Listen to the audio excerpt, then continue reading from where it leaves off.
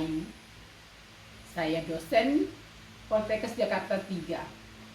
Kali ini saya akan mengajarkan tentang Anda semua, yaitu tentang persalinan sungsang. Seperti kita ketahui bahwa persalinan itu adalah proses lahirnya buah kehamilan bayi melalui jalan lahir. Secara fisiologis, persalinan itu yaitu kepala berada di bawah. Secara fisiologis, kepala berada di bawah jalan lahir. Tetapi pada kondisi tertentu, kepala berada di atas dan di fundus dan bokong berada di bawah. Ini yang kita sebut dengan persalinan sungsang. Jadi, persalinan sungsang adalah di mana letak janin memanjang antara sumbu panjang ibu dengan sumbu panjang bayi, bokong berada di bawah. Nah, setelah kita tahu bahwa itu sungsang itu seperti apa, ada beberapa klasifikasi letak sungsang. Yang pertama adalah bokong murni atau kita sebut dengan French bridge. Bagaimana posisi French bridge? Posisi French bridge adalah posisi seperti ini. Ya, kira-kira seperti ini posisinya, dan letaknya adalah di bawah seperti ini, sehingga ketika kita melakukan periksa dalam, kita akan meraba bokong di bagian terbawah janin. Yang kedua adalah letak bokong sempurna. Bokong sempurna itu posisinya kaki melipat atau complete bridge, sehingga ketika kita pede, kita akan meraba complete bridge. Kedua kaki berada di. Nah, jadi ketika kita raba, kita akan meraba bokong dan meraba kaki. Itu kita sebut dengan complete bridge atau bokong sempurna. Nah, satu lagi adalah bokong tidak sempurna. Bokong tidak sempurna itu bisa seperti ini, bokong dengan kaki atau bokong dengan lutut seperti ini, bisa satu atau dua kaki yang keluar.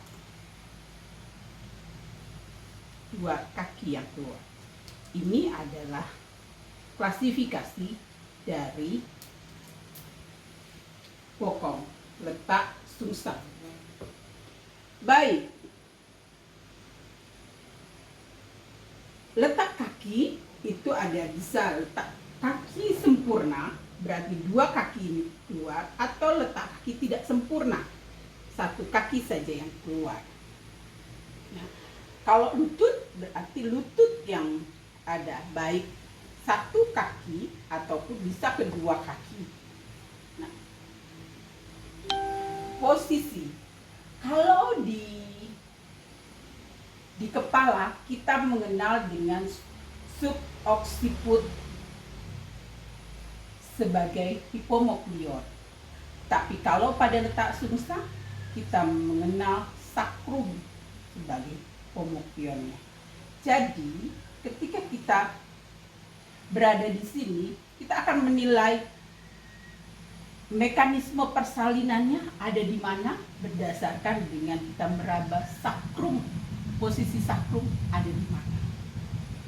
Nah, sekarang letak sakrum itu bisa anterior, seperti ini anterior, bisa dengan posterior.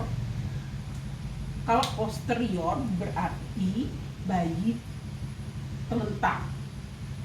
Bisa sakrum lateral kiri maupun lateral kanan. Sampai di sini sudah cukup jelas.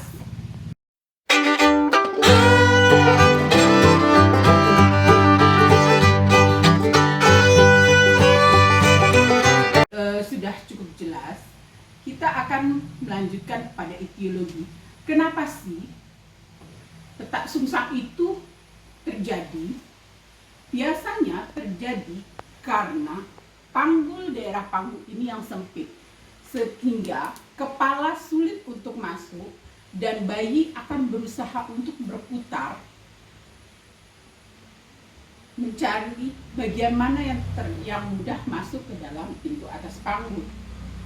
Atau pada kondisi kepala yang lebih besar seperti hidrocephalus, atau ada plasenta, posisi plasenta berada di bawah sehingga dia menghalangi kepala masuk. Atau pada kasus-kasus janin hidramnion, ibu hidramnion, artinya bayi mudah berputar karena di rongga rahim ini banyak cairan. Atau pada bayi kecil juga bayi mudah bergerak, dan pada saat menjelang persalinan yang masuk duluan adalah bokong, bisa seperti itu. Atau kelainan-kelainan pada rahimnya, misalnya ada skat di rahim, atau rahimnya bikorni, atau ada mioma uteri. Apalagi penyebab terjadinya letak sungsang? Bisa jadi karena bayinya mati. Jadi pada saat posisi bayi mati, bokong sudah berada di bawah, sehingga bayi tidak bisa berputar, tidak bisa bergerak karena bayinya telah mati. Nah, atau sebab-sebab lain yang tidak diketahui. Beberapa penelitian mengatakan bahwa ibu yang dilahirkan letak sungsang, maka dia berisiko untuk kelahiran sungsang. Itu ada beberapa penelitian seperti itu. Nah, bagaimana kita tahu bahwa ini persalinan letak sungsang atau letak normal? Kalau kita lihat, kita palpasi, maka kita akan mempalpasi kepala berada di atas fundus uteri. Bokong, bagian-bagian yang lunak berada di bawah simfisis. Ya, kalau kita dengarkan audustasi, maka denyut jantung berada di sekitar pusat. Kalau letak kepala dia akan berada di atas simfisis, tetapi kalau letak sungsang maka DJJ akan terdengar jelas di daerah pusat. Nah, kemudian pada pemeriksaan dalam, kita akan meraba sakrum, tuberkisi, dan anus. Ya, kadang kita akan meraba kaki. Baik. Nah, bagaimana kita bisa membedakan? Oh, ini anus, ini mulut, gitu loh. Ya, pada letak sungsang, ketika kita akan meraba, ada lubang. Ketika kita masukkan itu, kita akan meraba adanya keluarnya mekonium. Tetapi kalau kita masukkan jari kita ke dalam secara perlahan, kalau itu dihisap, maka itu akan mulut. Jadi itu sangat membedakan. Ya. Kemudian kita akan meraba kaki atau tumit. Ya, bukan kalau posisinya lengah, maka kita akan meraba siku. Oke. Baik, sekarang kita lanjutkan dengan mekanisme persalinan.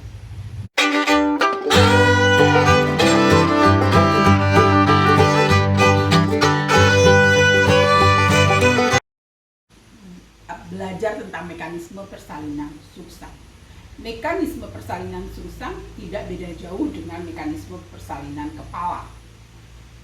Tetapi bedanya pada kepala kita hanya cukup satu fase saja, yaitu proses kelahiran, mekanisme kelahiran kepalanya saja. Tetapi pada persalinan sungsang kita harus melibatkan bokong, bahu, dan kepala. Kenapa demikian? Kalau kepala adalah merupakan bagian yang terbesar, sehingga ketika kepala sudah lahir, maka bagian bahu dan bokong otomatis bisa lahir.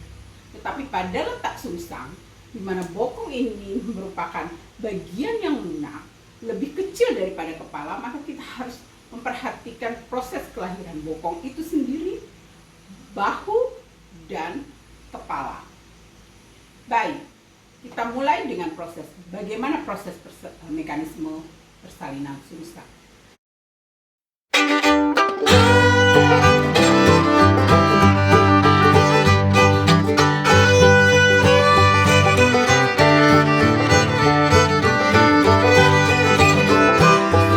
Pintu atas panggul itu Gritohanter atau garis pangkal paha, dia posisinya melintang atau oblik. Ketika ada dorongan, ada his, maka bayi akan turun didorong. Turun sampai dengan bagian supra.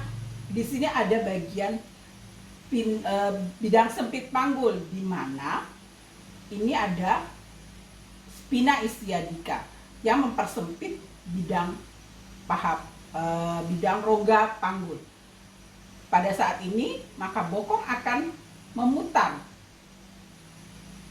ya, memutar sehingga trochanter depan itu berada di bawah simphysis pubis. Maka akan lahirlah proses kelahiran bokong. Dorong. Nah, sementara ketika dia akan melakukan bahu masuk pintu atas panggul dengan posisi melintang, maka bayi akan melakukan, bokong akan melakukan putaran paksi luar dan bahu memasuki pintu atas panggul. Sama seperti tadi, sampai di spina ischiadica atau bidang sempit panggul, dia akan melakukan putaran paksi dalam untuk bahu, sehingga bahu depan itu akan lahir dan kemudian lahirlah bahu belakang. Ketika kepala akan masuk pintu atas panggul, maka terjadi putaran paksi luar untuk bahu dan putaran kepala bayi memasuki rongga panggul dengan struktura sagittalis melintang atau oblik. Nah, kita akan terus dia melakukan itu fleksi.